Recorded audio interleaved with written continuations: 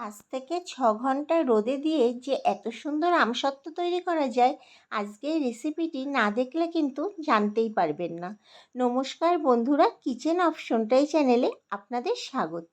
আজকে এই রেসিপি পাকা আমের আমসত্ত্ব। আমি এখানে 10 থেকে 12টা আমের খোসা ছাড়িয়ে পিস পিস করে কেটে নিয়েছি।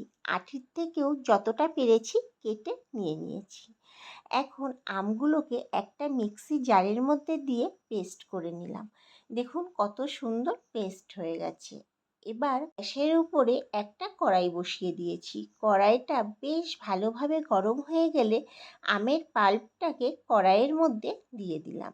গ্যাসের ফ্লেমটাকে লো টু মিডিয়ামে রেখে নেড়ে যেতে হবে, যাতে এক্সট্রা যে আমের রসটা সেটা ভালোভাবে শুকিয়ে যায় আর নাড়তে নাড়তে বেশ ভালো ঘন হয়ে যায়।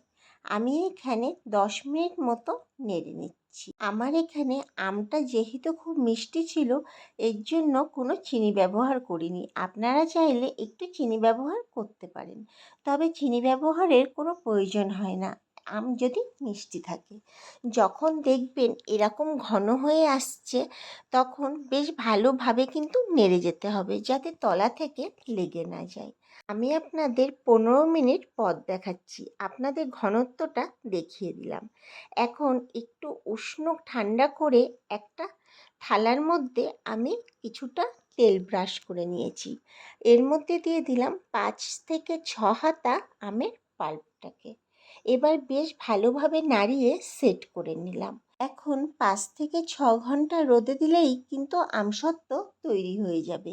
আমি এখানে ছাদের পরে রোদে দিয়ে দিয়েছি। আমি আপনাদের এখানে 6 থেকে 7 ঘন্টা পর দেখাচ্ছি।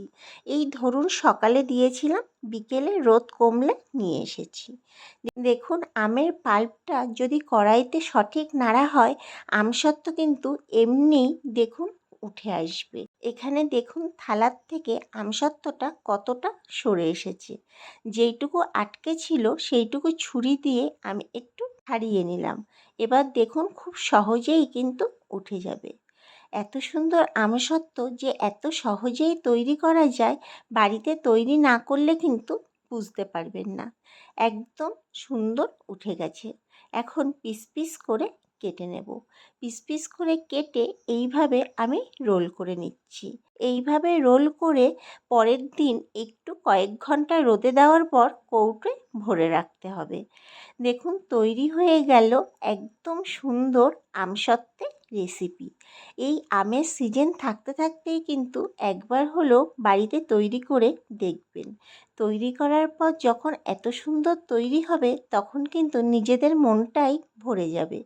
রেসিপিটি ভালো লাগলে আমার চ্যানেলটিকে সাবস্ক্রাইব এবং ফেসবুক পেজ থেকে দেখে থাকলে পেজটিকে ফলো করে দেওয়ার অনুরোধ রইল। দেখা হচ্ছে নতুন একটি ভিডিওতে।